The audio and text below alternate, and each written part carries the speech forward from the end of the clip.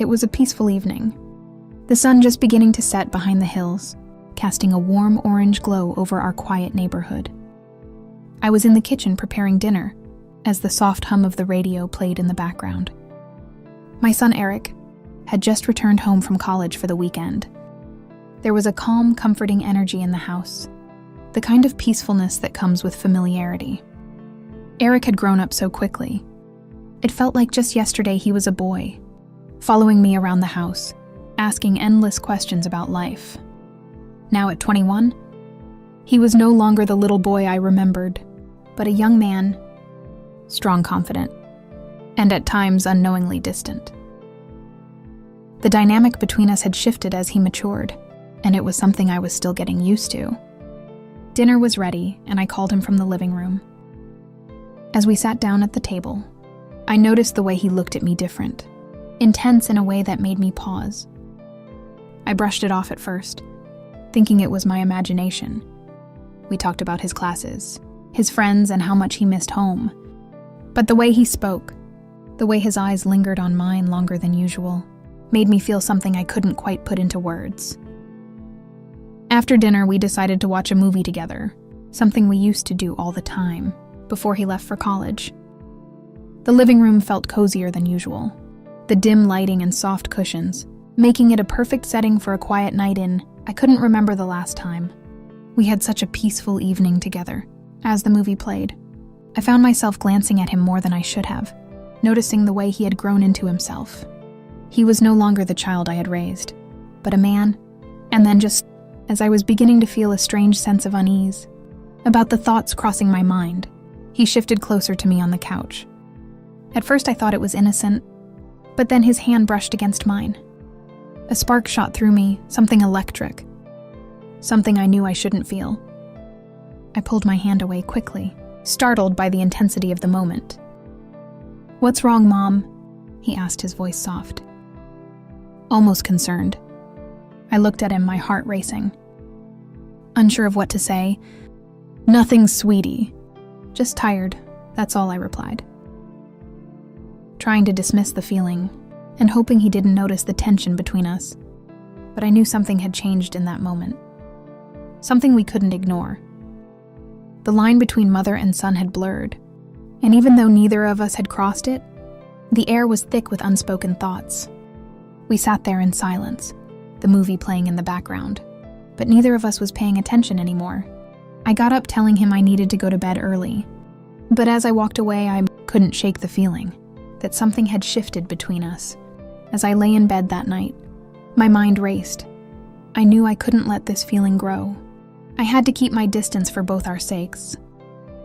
But deep down, I wasn't sure how. The next morning, I woke up feeling unsettled. The events of the previous night played over and over in my mind. I tried to shake the feeling, convincing myself that it had all been in my head. I was his mother, nothing more. Nothing less. I loved him deeply, but not in a way that could ever be misconstrued. I was being irrational, I told myself. Eric was already up by the time I came downstairs, sitting at the kitchen table with a cup of coffee. He greeted me with a smile as if nothing had happened. Maybe it really had been nothing, just an odd moment that only I had noticed. I decided to push it from my mind, at least for now. "Morning," I said, forcing a smile and trying to sound as normal as possible. "Morning, Mom," he replied, his voice casual and easy. "I was thinking about going for a hike later. Want to join me a hike?" It had been ages since we'd done anything like that. Together, I hesitated for a moment, unsure if I should spend more time alone with him, after the way I had felt last night. But then I reminded myself it was just a mother and son spending time together. There was nothing wrong with that. "Sure," I said.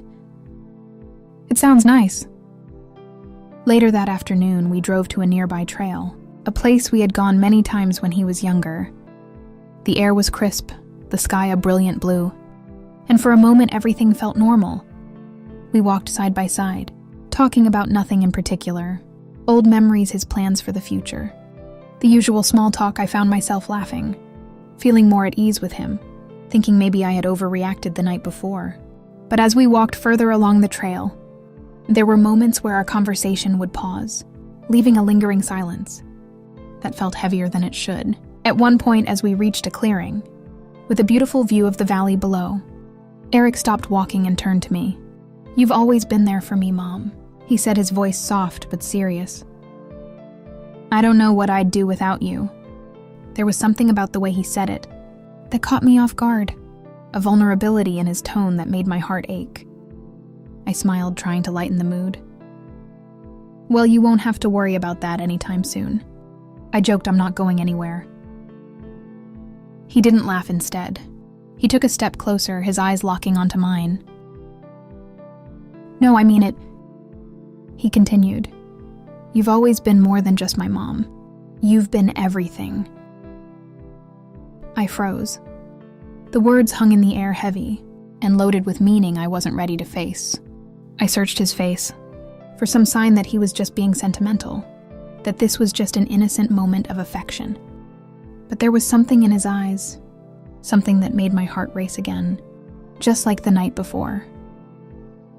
"Eric," I said, my voice barely above a whisper. "You know how much I love you, right?" "Of course," he replied, stepping even closer. "I love you too, more than you realize." My pulse quickened. This wasn't how a mother and son were supposed to talk, to look at each other. My mind screamed at me to step back, to put some distance between us, but my body felt frozen in place. "I think we should head back," I said, my voice shaky. "It's getting late," but before I could turn away, he reached out and gently took my hand. The touch was innocent enough, but the way he held on, the way his thumb slowly brushed against my skin, made my stomach twist in a way I couldn't ignore. "Mom?" he said softly, his voice filled with something I couldn't quite name. I don't know how to say this, but I've been feeling something I shouldn't. And I think you felt it too." Panic surged through me. I pulled my hand away, taking a step back, my heart pounding in my chest. "Eric, stop," I said, my voice trembling. "You don't mean that you're confused." He looked at me, his expression a mix of confusion and hurt. "I'm not confused, Mom. I know how I feel." "No," I said, shaking my head. "This isn't right. You're my son." I couldn't even finish the sentence. The words felt too dangerous, too heavy to speak out loud. Eric took a deep breath, his face clouded with emotion. I know it's not right, but I can't help how I feel. And I don't think you can either." Tears welled up in my eyes as I struggled to keep my composure. This wasn't happening. This couldn't be happening. I had to stop this before it went any further. Before we crossed a line we could never uncross. "I'm your mother," I said, my voice breaking, "and I love you. But not like that, I can't." "We can't." The words hung between us, thick and suffocating. I could see the pain in his eyes, the way his shoulders slumped in defeat. He nodded slowly, looking down at the ground as if ashamed. "I'm sorry," he whispered. I didn't want to make you uncomfortable." I swallowed hard, trying to push down the overwhelming mix of emotions swirling inside me.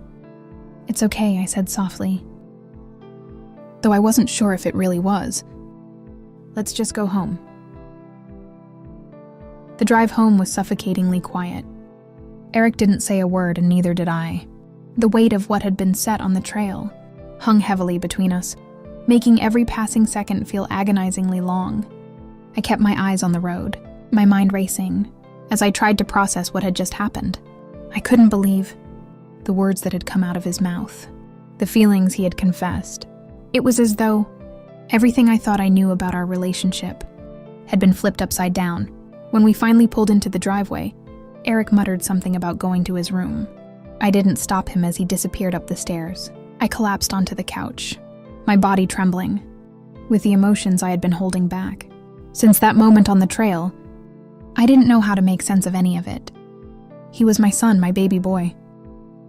But he wasn't a boy anymore, and it was becoming terrifyingly clear that our relationship had taken on a complexity that neither of us had expected.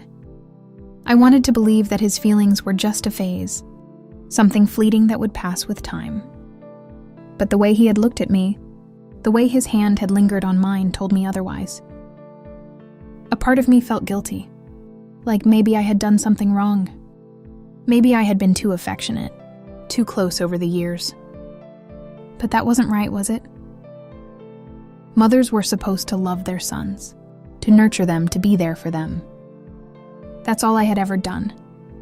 But now everything felt tainted by the strange tension that had grown between us, and I didn't know how to fix it. I spent the rest of the day trying to avoid him, keeping myself busy with chores and anything that could distract me from the confusion.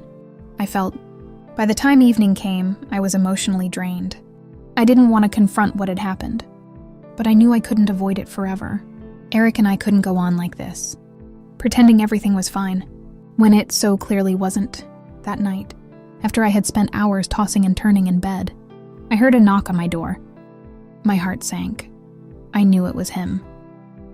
"Mom, can I come in?" Eric's voice was soft, almost hesitant. I hesitated, my mind screaming at me to say no, to create some distance between us. But I knew I couldn't keep avoiding him. I had to face this, no matter how uncomfortable it made me. "Come in," I said quietly, sitting up in bed and pulling the covers up around me, as if they could somehow shield me from the emotional storm that was about to unfold. Eric stepped inside, looking as conflicted and unsure as I felt. He stood at the edge of the room for a moment, not quite knowing what to do with himself. After a few seconds, he sat down on the edge of the bed, but kept his distance. "I'm sorry," he said, his voice heavy with regret. "I shouldn't have said what I said earlier.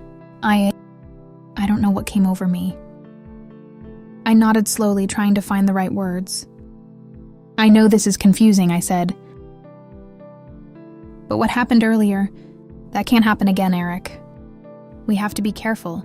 This isn't how things are supposed to be." "I know," he whispered, his eyes downcast. "But it's so hard, Mom. I don't know why I feel like this. I've tried to push it away, but it just keeps coming back." His words struck something deep within me. I felt an overwhelming sense of sadness for him. For both of us, really. This wasn't a situation I had ever imagined myself being in, but there we were trapped, in a web of emotions that neither of us knew how to untangle. "I'm your mother," I said again, my voice gentle but firm. "That's all I can ever be, you know that, right?" He looked at me, his eyes filled with pain, but he nodded. "I know," he said. I don't want to lose you." "You're not going to lose me," I assured him, "but we have to set boundaries, Eric. This is dangerous territory." For a moment, there was silence between us. The tension from earlier in the day still lingered, but there was also an unspoken understanding that things couldn't continue the way they were. We both knew it, even if neither of us wanted to fully acknowledge it. "Maybe it's best if you go back to school tomorrow," I suggested gently. "I think we both need some space to clear our heads." Eric nodded slowly, though I could see the sadness in his eyes. "Yeah," he said quietly. "Maybe you're right." The next morning, I watched as he practiced things, the air between us thick with unresolved emotions. I wanted to hug him, to tell him that everything would be okay, but I couldn't bring myself to do it, not after everything that had happened. When he finally left, the house felt emptier than it had in years. I sat on the couch staring out the window, trying to process everything. I knew we had both made the right choice by putting some distance between us, but that didn't make it any easier. The relationship between a mother and son was supposed to be simple, pure, but ours had become something far more complicated, something that neither of us knew how to handle. As the days passed, I tried to settle back into my routine, but it wasn't the same. The house felt too quiet without Eric, and I found myself thinking about him more than I should have. I wanted to believe that the distance would help, that it would give us both the space we needed to sort out our feelings, but deep down, I knew that things would never go back to the way they were before. Something had shifted between us, something we couldn't undo, and I wasn't sure what the future held for us anymore. Thank you for watching and listening to my story. Don't forget to subscribe for more videos like this.